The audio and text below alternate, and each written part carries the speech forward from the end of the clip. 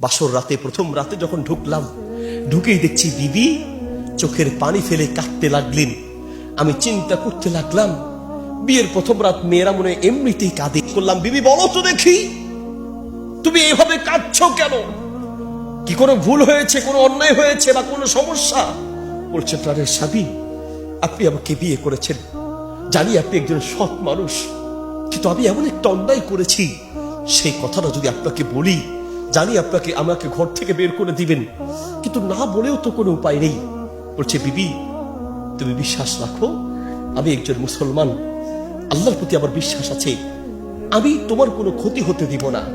তুমি যাই করে থাকো আমাকে বলো, তোমার সকল অন্যায় আমি গোপন রাখবো ইনশাআল্লাহ। বিবি বলছে, স্বামী আপনি যদি আমার সাথে ওয়াদা করেন আমি বলতে পারি।